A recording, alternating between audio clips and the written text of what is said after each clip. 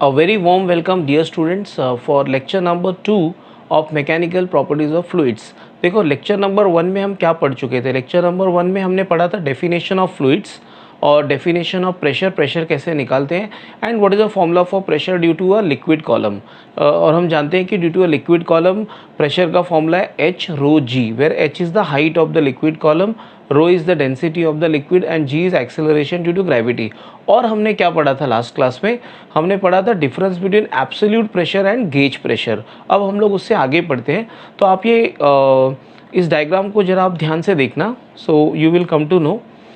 ये एक डायग्राम है जिसमें 3 वेसल्स हैं जिनको मैं नाम देना चाहूँगा, कुछ नाम देना चाहूँगा। Let us give some name to this vessel.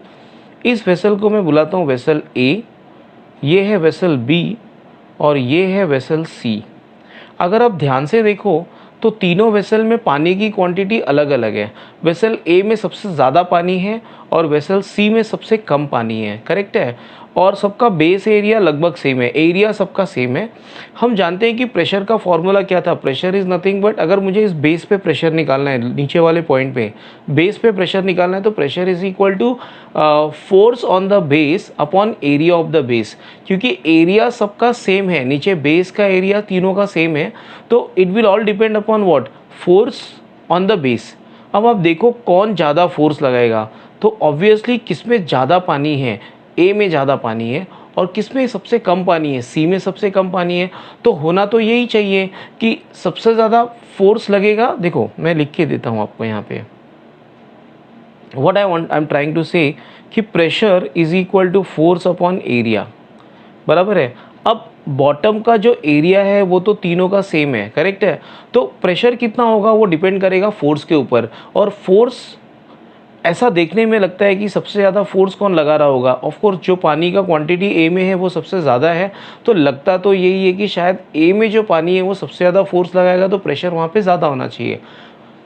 B में बीच में कुछ आएगा प्रेशर सी और ए के, और सी में सबसे कम होना चाहिए, ऐसा हमको लगता है। बट रियलिटी में क्या होता है वो भी देखना चाहिए। रियलिटी में तीनों में प्रेशर सेम है, और इसी को बोलते हैं हाइड्रोस्टैटिक पैराडॉक्स।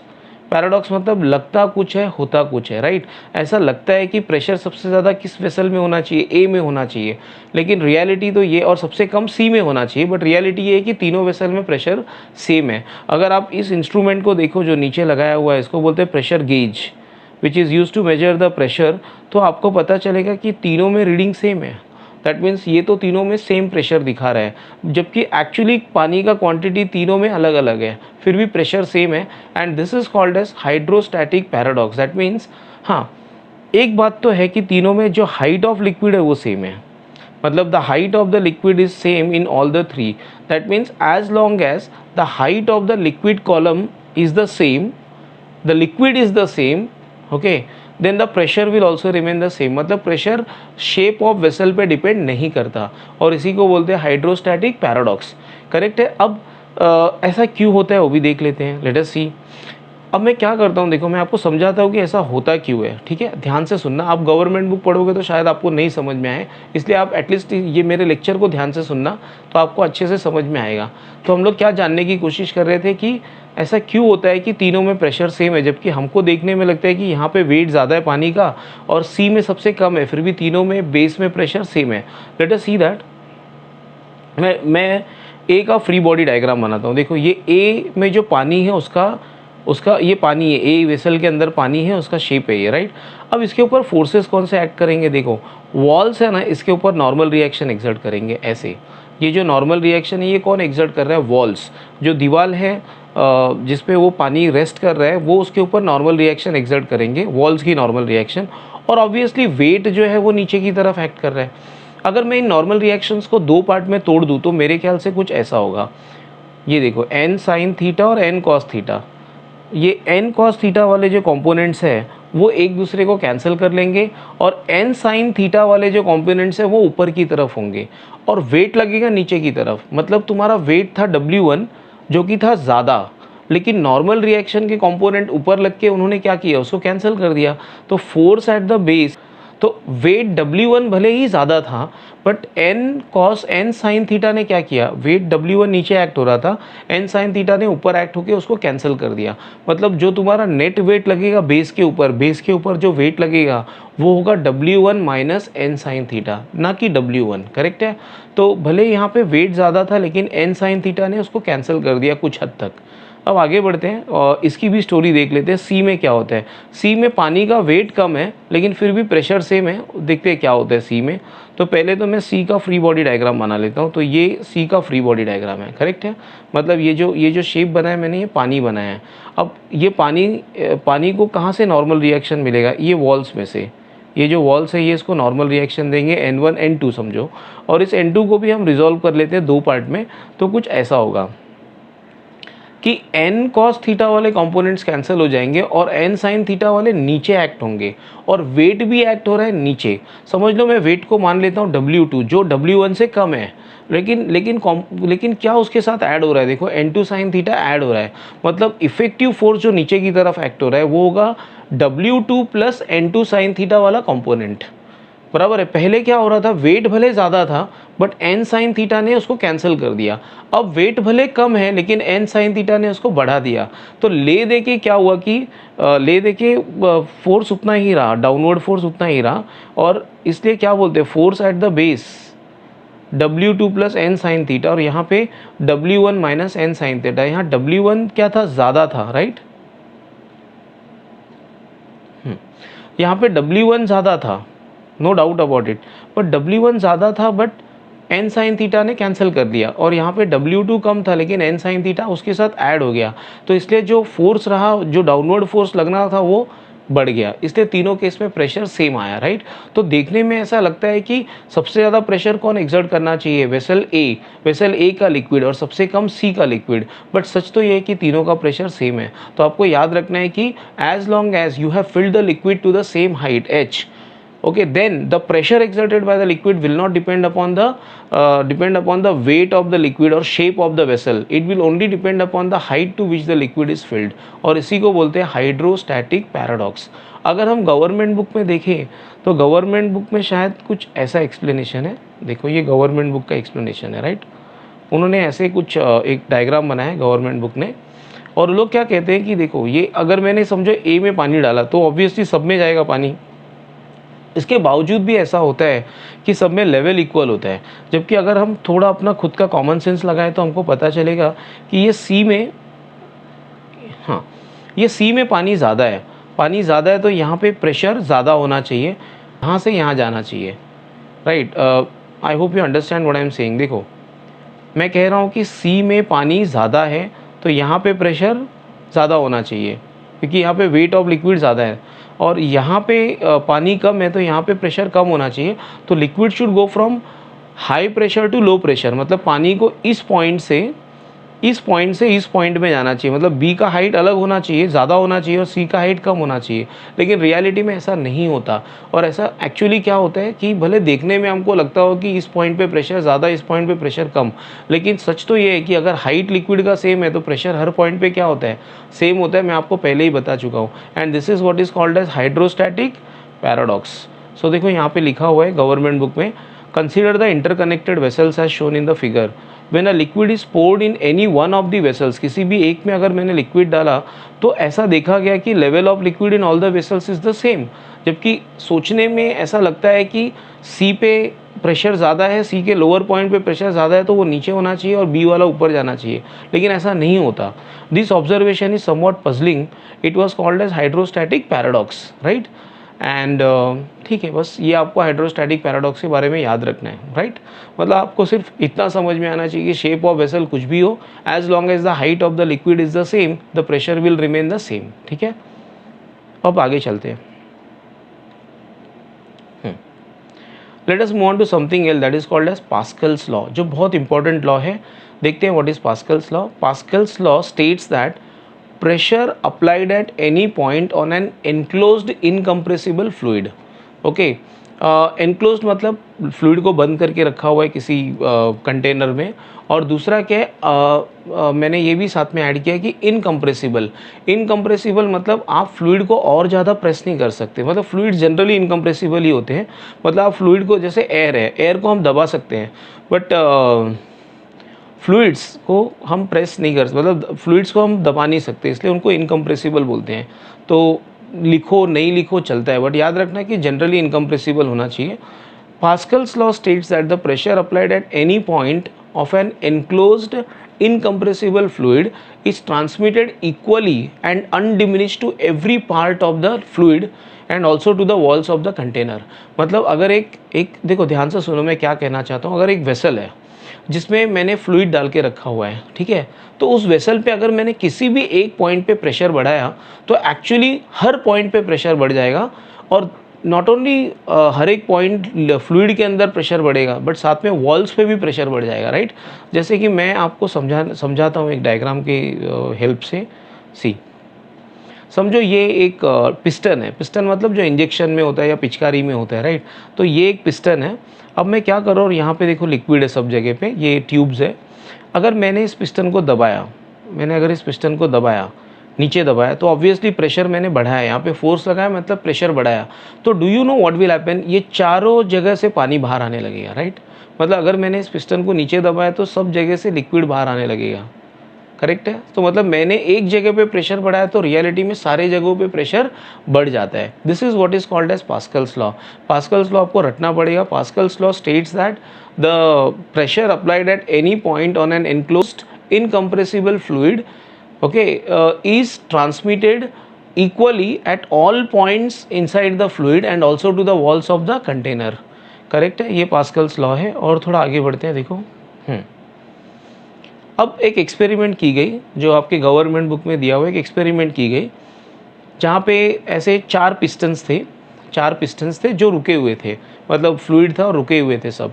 अब क्या किया गया, चारों अलग अलग एरिया के, एक का एरिया ए, एक का 2A, एक का 3A और एक का A/2।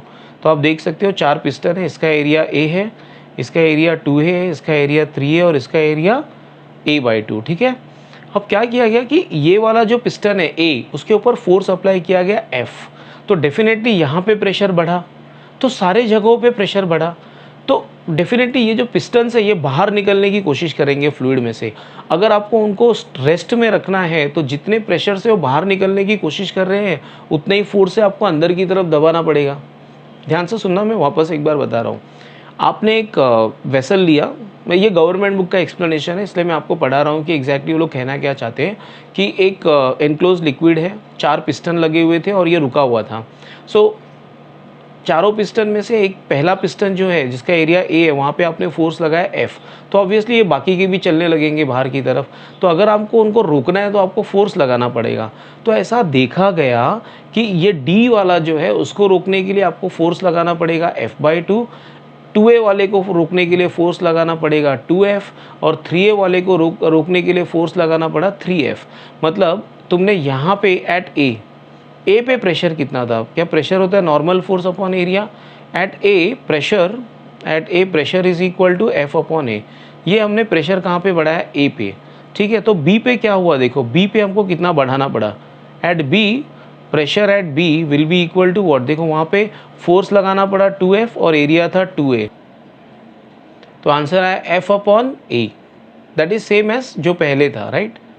अब अगर सी पे देखो तो सी पे आपको फोर्स लगाना पड़ा 3F और उसका एरिया था 3A, तो प्रेशर कितना हुआ F/A। डी पे देखो तो डी पे क्या हुआ, फोर्स लगाना पड़ा F/2 और उसका एरिया था A/2, तो प्रेशर कितना हुआ F/A। तो आप देखो तो कि आपने A पे प्रेशर कितना बढ़ाया है F/A, तो बाकी सब जगह पे प्रेशर कितना बढ़ गया F/A। This is what Pascal is trying to say. Pascal says that the pressure applied at any point of an enclosed incompressible fluid is transmitted equally to all the points in the fluid and also to the walls of the container। Correct है, ठीक है। अब आगे बढ़ते हैं थोड़ा और। There are some instruments, कुछ ऐसे चीज़ें हैं जो, कुछ ऐसे इंस्ट्रूमेंट्स हैं जो पास्कल्स लॉ पे वर्क करते हैं। सबसे पहले हाइड्रोलिक लिफ्ट। तो हाइड्रोलिक लिफ्ट देखते हैं क्या होता है। देखो हाइड्रोलिक लिफ्ट कुछ ऐसा होता है, दैट मीन्स यहाँ पे तो आप लगाते हो छोटा सा फोर्स, ठीक है, और आप बड़े से चीज़ को भी उठा सकते हो आप, मतलब आपने छोटी सी फोर्स लगाई और आपकी फोर्स बड़ी हो गई, मल्टीप्लाई हो गई, राइट। ऐसा कैसा होता है वो हम देख लेंगे, डोंट वरी। ऑफ कोर्स ये थोड़ा डायग्राम जो आप देख रहे हो यहाँ पे, ये थोड़ा एग्जैजरेटेड डायग्राम है। ऐसा नहीं होगा कि आपने इसको 5 मीटर दबाया तो कार भी 5 मीटर उठेगी। आप यहाँ स्मॉल फोर्स आप बहुत ज़्यादा नीचे तक लेके जाओगे तो वो जो गाड़ी है वो बहुत थोड़ा सा ऊपर आएगी, राइट। ये तो एक एग्जैजरेटेड डायग्राम है, इसको आप छोड़ो। I just want to tell you that hydraulic lift में क्या होगा कि आप यहाँ पे एक जगह पे थोड़ा सा फोर्स लगाओगे और वो आगे जाके बहुत ज़्यादा बड़ा हो जाएगा। तो एक एग्जांपल देखते हैं हाइड्रोलिक लिफ्ट का। सी, जैसे कि ये गवर्नमेंट बुक में दिया हुआ है। सी, लेट अस से the area of this is A1 और यहाँ पे फोर्स लगा है F1, यहाँ पे एरिया है A2 और फोर्स लगा F2। तो होगा क्या, देखो ध्यान से सुनना।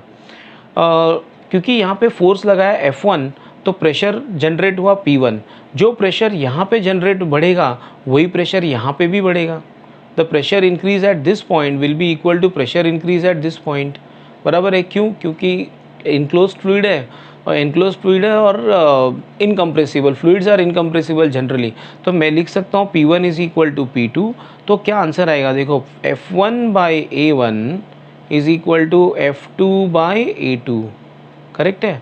तो अगर आप ध्यान दो तो आंसर आएगा F2 is equal to F1 into A2 by A1, A2 by A1। अब आप ध्यान से देखना, अगर समझो ये जो छोटा वाला फोर्स है या ये जो छोटा वाला एरिया है इसको मैंने मान लिया 10 मीटर स्क्वायर, बराबर है, और ये बड़ा वाला जो एरिया है इसको मैंने मान लिया 10,000 मीटर स्क्वायर या 1000 मीटर स्क्वायर। चलो, अगर ये 1000 और ये 10, तो अगर आप इसमें सब्सटीट्यूट करो, A2 हो जाएगा 1000, A1 हो जाएगा 10, तो 1000 अपॉन 10 हो जाएगा 100। मतलब आंसर आया F2 is equal to 100 F1। मतलब मैंने जो फोर्स लगाया F1 वो उस तरफ जाके क्या हो गया, 100 F1 हो गया। ये पास्कल्स लॉ का कमाल है, राइट। मतलब आप लगाओ यहाँ पे फोर्स कितना, जो भी है, मतलब F1 लगा दिया, राइट, तो वहाँ पे जाके वो 100 गुना बढ़ जाएगा। मतलब यहाँ पे 1 न्यूटन लगाओगे तो वहाँ पे 100 न्यूटन हो जाएगा, यहाँ पे 100 न्यूटन लगाओगे तो वहाँ पे 10,000 न्यूटन हो जाएगा।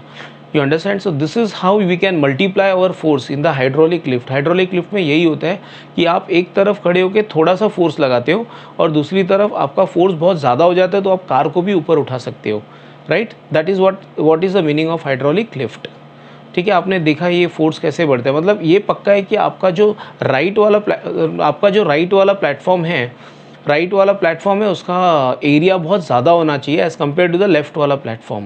अगर मतलब आपका फोर्स कितना टाइम्स बढ़ गया, A2 बाई A1 टाइम्स, तो A2 बहुत बड़ा होना चाहिए एज़ कम्पेयर टू A1, तो आपका फोर्स मल्टीप्लाई हो जाएगा उतने फैक्टर से। आगे बढ़ते हैं। सी, ये हाइड्रोलिक ब्रेक भी देख लेते हैं क्या होता है। हाइड्रोलिक ब्रेक कुछ ऐसा होता है, ऐसा मतलब देखो ये एक पिस्टन है जिसको हम बोलते हैं, ये जो सिलेंडर है इसमें लिक्विड होता है, इसको बोलते हैं मास्टर सिलेंडर, ठीक है। और ये जो बाकी के 4 सिलेंडर दिख रहे हैं इनको बोलते हैं slave cylinder, master cylinder. I hope you know that 4 wheeler में 4 टायर होते हैं, तो ये चारों टायर के अगल बगल में ये स्लेव सिलेंडर्स फिट होते हैं।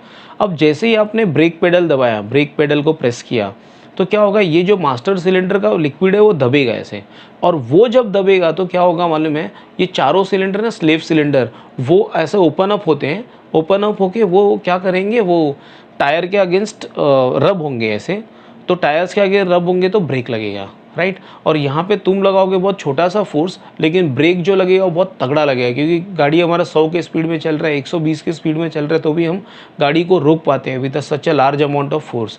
तो हमारा फोर्स मल्टीप्लाई क्यों हो जाता है, just because of Pascal's theorem, Pascal's law.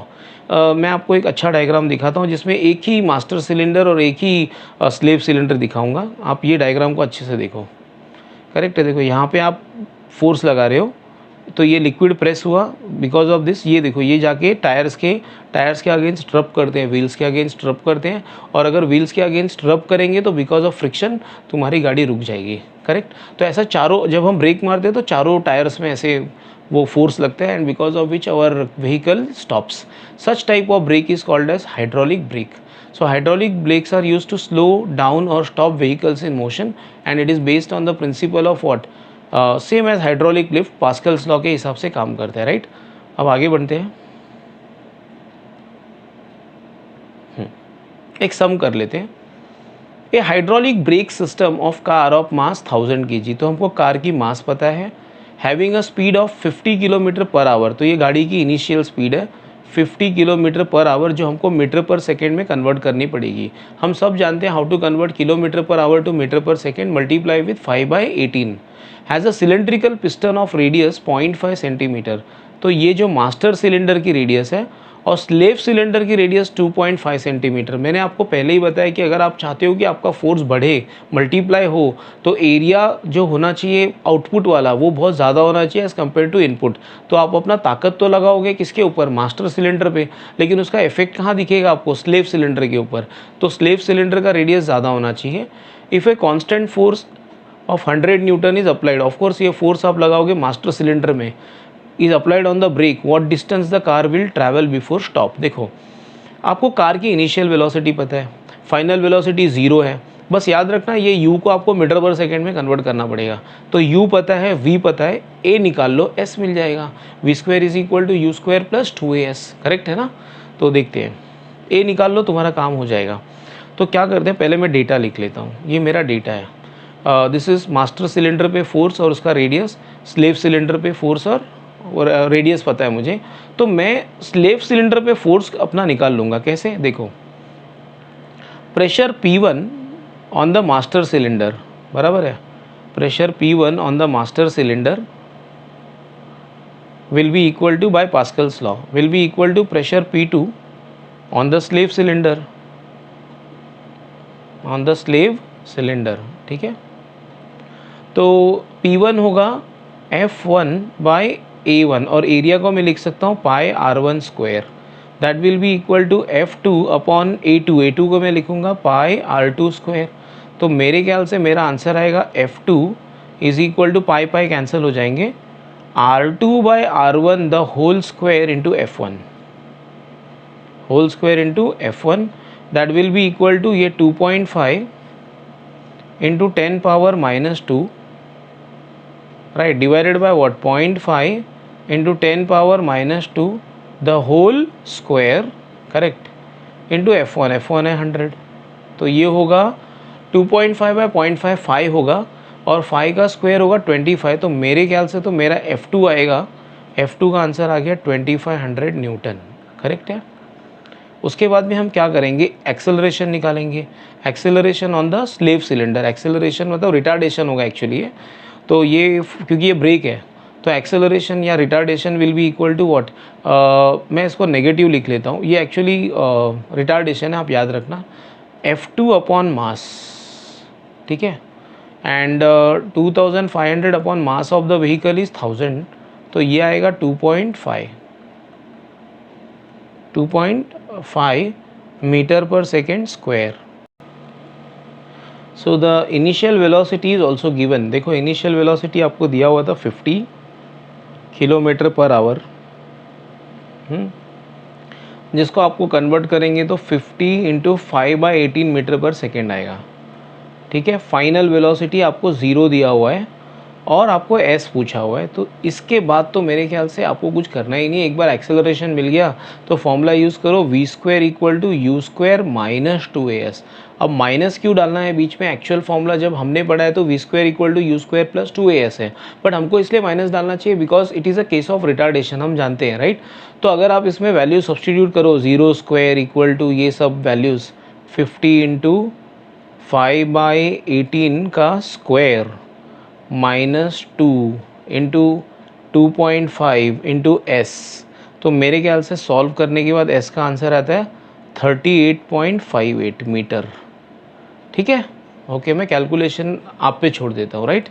तो ये आंसर है, तो आपको समझ में आ गया, जो प्रेशर आपने इंक्रीज़ किया मास्टर सिलेंडर पे वही स्लेव सिलेंडर पे लगेगा, तो उस तरह से मैंने फोर्स निकाल लिया स्लेव सिलेंडर पे, स्लेव सिलेंडर पे फोर्स निकल गया तो मुझे गाड़ी का मास तो ऑलरेडी पता था, तो एक्सेलरेशन निकाला, एक्सेलरेशन नहीं उसको रिटार्डेशन बोलेंगे क्योंकि ब्रेक लग रहे हैं, तो मुझे वो रिटार्डेशन मिल गया F/m और फिर मेरा v² equal to u² plus 2as का फॉर्मूला यूज़ करने से आंसर आ गया। अब हम चलते हैं आगे और देखते हैं what is a barometer, right. Barometer is a device which is use to measure atmospheric pressure. तो मैं बता रहा हूँ, हम लोग देखो स्पेशली एटमॉस्फेरिक प्रेशर निकाल रहे हैं। It is called as a barometer and this device was first use by Torricelli. So name of the scientist is टॉरिसेली।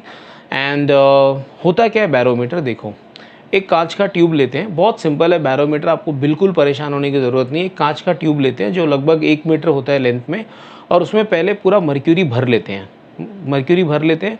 फिर जो उसका ओपन एंड होता है ना, उस पर उंगली रखते हैं ऐसे, और उसको उल्टा करते हैं, और उल्टा करके फिर उसको एक टब में रखते हैं जिसमें ऑलरेडी मर्क्यूरी भरा हुआ है। मतलब ट्यूब में क्या था, मर्क्यूरी था, बराबर है।